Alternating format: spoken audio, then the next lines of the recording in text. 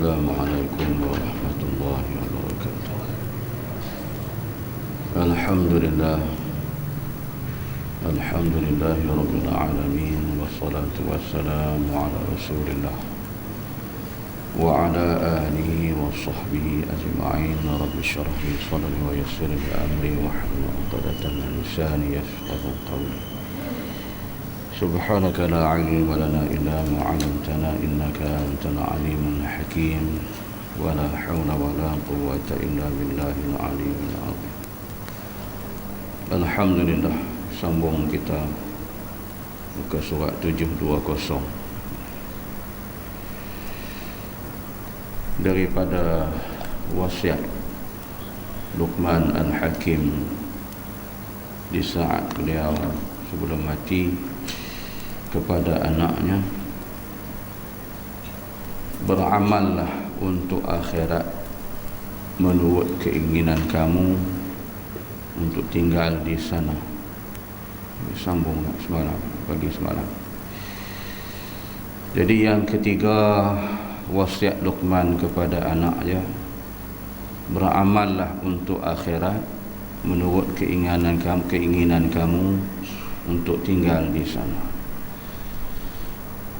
Jadi amalan-amalan yang dituntut kepada kita, hak mana yang wajib, yang tu perkara pokok yang tak dapat kita nak tinggalkan lagi dah. Jadi beramal ni, maka dengan amalan-amalan hak sunat. Sebab tu para ulama fiqh dia kata amalan sunat ni sebagai amalan ziyadah, tambahan. Jadi hak yang sunat tu sebagai tokok tambah. Moga-moga dapat menambah mana yang kurang dan dapat memberikan kelebihan pada kehidupan di hari akhirat besok. Jadi bila kita sebut tentang beramal, maka segala amalan-amalan yang kita buat ni, itulah yang akan menjadi bekalan yang kita akan bawa dan kita akan tinggal di sana, di alam akhirat. Itu saya kata pagi semalam, kata tunggu saya almarhum Ustaz Ni'mat Yusof, kita singgah mencari bekalan. Dengan bekalan itu kita akan bawa, menjadikan ianya bekal bila bertemu dengan Allah di sana nanti. Jadi beruntunglah tuan-tuan orang yang banyak bawa bekalan beramal.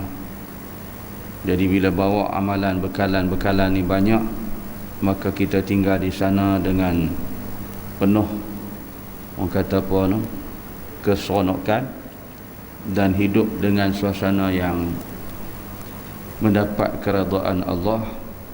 Dan bila Allah redha, kehidupannya akan diberikan dengan balasan syurga. Sebab itu tuan-tuan boleh buka tengok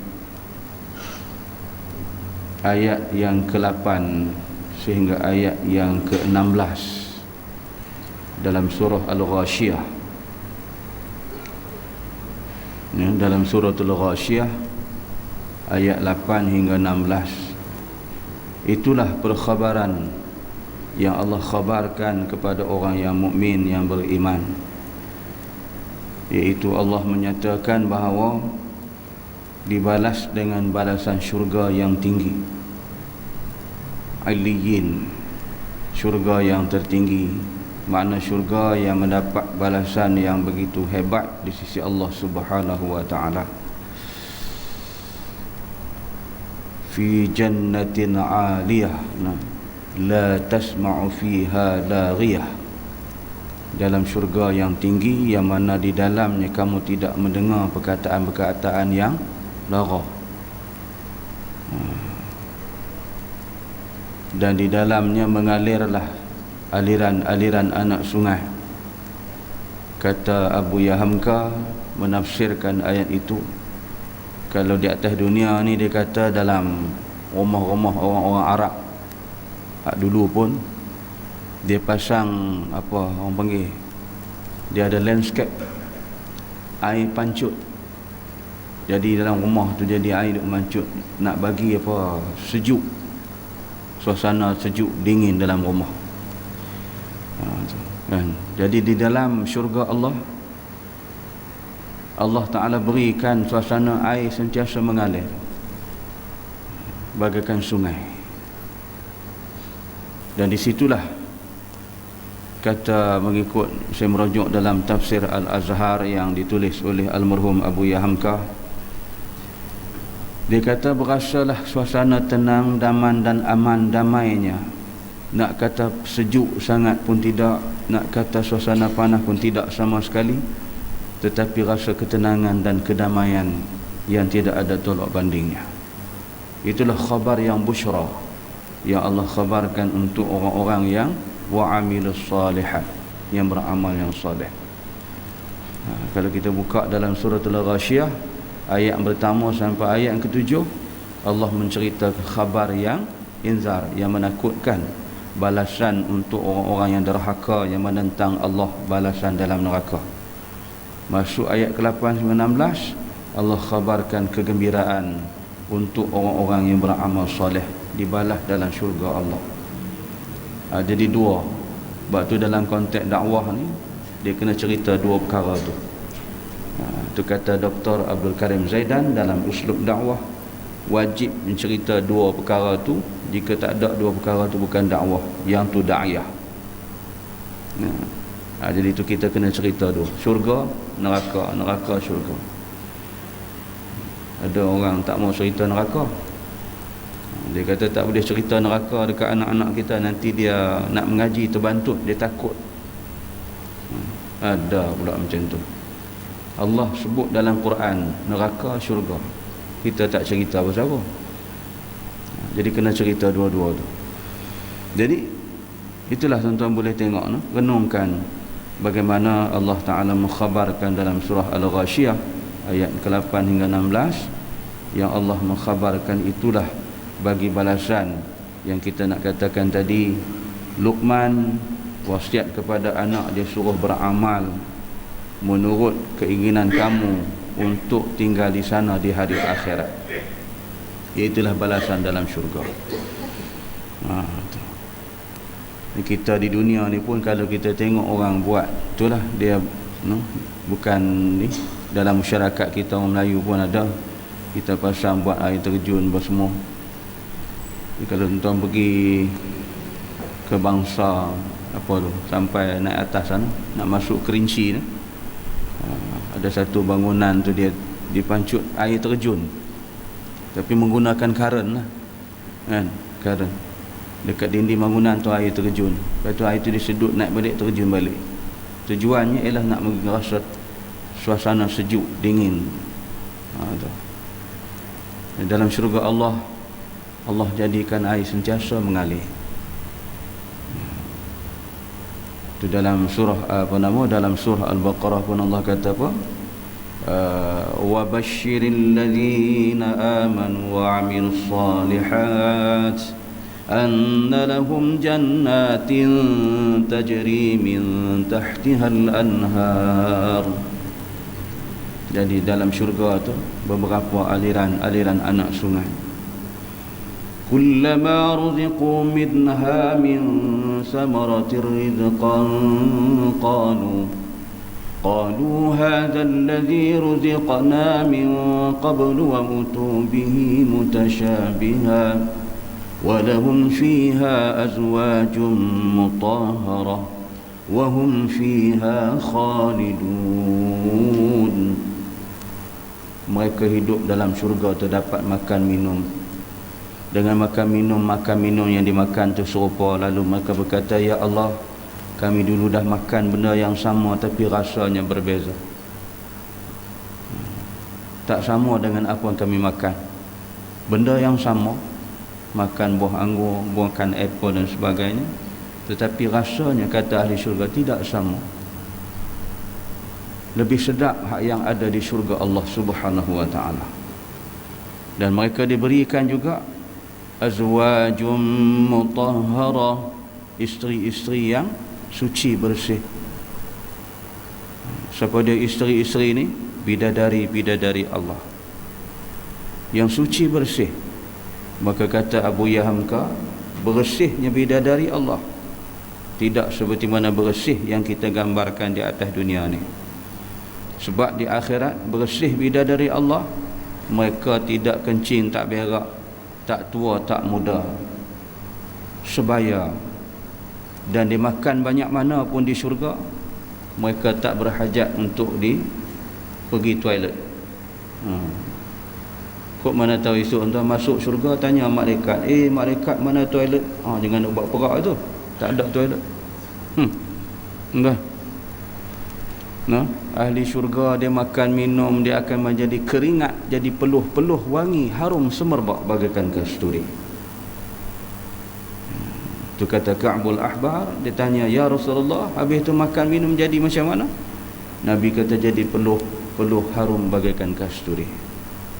Itulah istimewa syurga. Dan cantiknya bidadari Allah, kamu melihat dia, nampak muka kamu, di mana kamu tengok? Kita tengok betih bidadari, nampak muka kita di betih dia masa kita duduk depan cermin. Itu dikhabarkan dalam kitab ni lah. Jilid yang pertama boleh buka, syurga, sifat-sifat ahli syurga dan bidadari Allah. Dan cantik bidadari Allah ni teramat cantik. Jika ditunjuk sepuntung jari, pensan mati terus. Dan jika dihimpun lautan dunia menjadi satu, diludah bidadari sekali, tawa air laut. Kita dunia ni cantik macam ni pun kita kejar separuh mati, kan? Yang kita di dunia ni, kita menghadapi tua, kadang-kadang kita kena hujan bersin, semua beringui.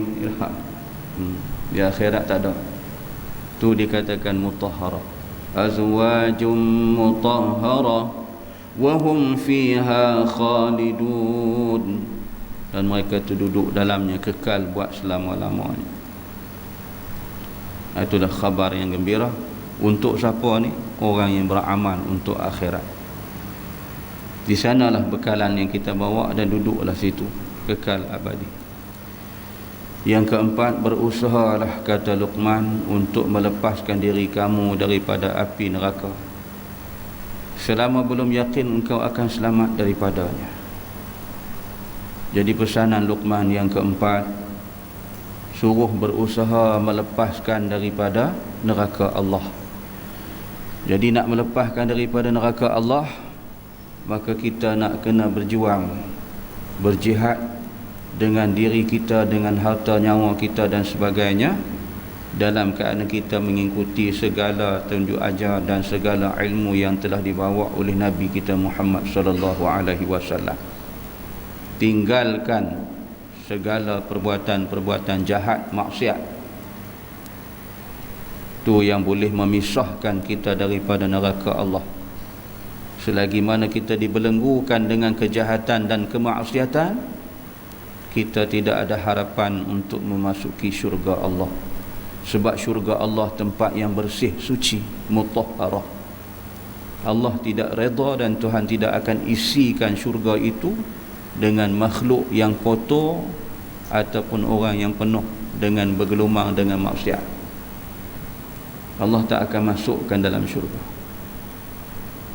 Ada riwayat menyatakan syurga Allah, harumnya syurga tu, bau dia tak masuk lagi, wangi syurga, menyatakan 500 tahun jarak perjalanan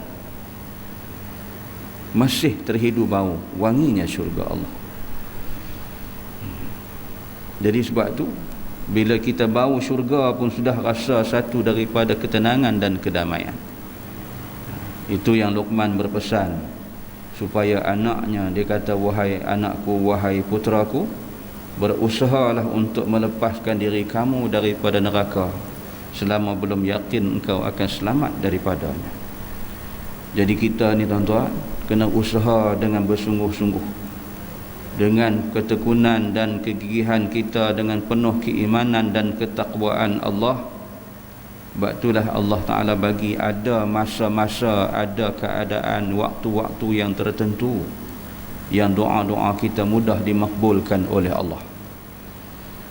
Jadi ketika kita menunaikan haji dan umrah, itulah tempat yang paling mustajab untuk kita berdoa di sana, yang mudah-mudahan dengan doa itu Allah mengampun dosa kita, membersihkan dosa kita. Sekembali kita ke tanah air kita masing-masing, maka kekalkanlah dengan beramal yang baik sampailah kita menemui kematian. Itu dapat haji yang mabrur, maka keampunan Allah, hajjul mabrur, al-jannah, masuklah ia dalam syurga Allah. Menuntung kita. Jadi sebab itu barang siapa yang buat amal maksiat ni, selagi mana dia mengekangkan diri dengan maksiat, selagi itu dia tidak akan dapat pisah daripada neraka Allah. Itu Luqman berpesan pada anak supaya sampai kamu yakin kamu boleh selamat daripada neraka Allah. Jadi nak selamat itulah kita doa dan buat amal ibadat, tu yang kita doa selalu kepada Allah sehingga Tuhan turunkan wahyunya. Rabbana atina fid dunya hasanah wa fil akhirati hasanah wa qina azabannar. Dijadikan doa yang Nabi suruh kita baca dengan doa tu. Yang kelima, sesuaikan keberanian kamu berbuat maksiat dengan kekuatan kesabaran kamu menunggu seksa Allah. Jadi kita ni disuruh sesuaikan, kita berani buat maksiat, maka kita beranilah kena tanggung. Dosa kita buat tak ada siapa nak tanggung tu, kita yang akan tanggung. Tapi ada hamba Allah, dia buat maksiat dia suruh orang tanggung. Dia kata kalau kami buat juga, kami lakukan juga perbuatan ni, ustaz tanggung dosa kami. Dia suruh kita tanggung. Bila dia minta nak menikah, Ustaz Allah irham Ustaz Sulaiman Ndut. Ustaz Sulaiman Ndut kata, mana boleh menikah engkau laki-laki dengan laki-laki? Tak, dia kata saya perempuan, dia laki-laki. Haru tu, jantan nak menikah dengan jantan. Ustaz Sulaiman Ndut kata mana boleh, kami buat juga, ustaz tanggung dosa kami. Tu amboi, dia boleh warning ustaz macam tu, punya kurang hajar. Ustaz Sulaiman Ndut kata panggil ustazah, mari ni ustazah pergi buka dalam bilik. Pergi buka memang orang laki-laki. Tu dunia nak kiamat tuan. Allahu Akbar. Ustaz Sulaiman Ndut kata amboi, hebat betul, dia boleh syabar kita. Jadi dosa kita kalau berani buat, kita lah akan tanggung. Allah akan memberi keseksaan. Dan besok kita kena sabarlah menghadapi seksa Allah. Terimalah padahnya nanti. Yang keenam, jika akan berbuat maksiat kepada Allah, maka carilah tempat yang tidak dilihat oleh Allah dan malaikat-malaikatnya. Allahu Akbar. Nak cari mana tempat yang dunia, mana yang Tuhan tak nampak, malaikat tak nampak. 7 petala langit, 7 petala bumi ni Allah Ta'ala maha melihat, nampak belaka. Jadi Luqman mencabar anak dia, kalau nak buat maksiat juga, engkau pergi carilah tempat yang Tuhan tak boleh tengok engkau, malaikat pun tak boleh tengok engkau. Tak ada tuan-tuan. Jadi bila dah tak ada gunalah buat maksiat. Maka kita kena buat kebaikan kepada Allah Subhanahu wa taala. Tak boleh lari. So kita duk mengaji ilmu tauhid, Allah Maha melihat, Allah Maha mengetahui. Walaupun di tempat yang terang ke gelap ke dalam hati kita ke, semua dalam pengetahuan Allah, ilmullah laka. Wallahu a'lam. Subhanakallahumma bihamdika asyhadu an la ilaha illa anta astaghfiruka wa atubu ilaik. Bismillahirrahmanirrahim. Wal 'ashr innal insana lafi khusr illa allazina amanu وعمل الصالحات وتواصوا بالحق وتواصوا بالصبر. صدق الله العظيم. السلام عليكم ورحمة الله وبركاته.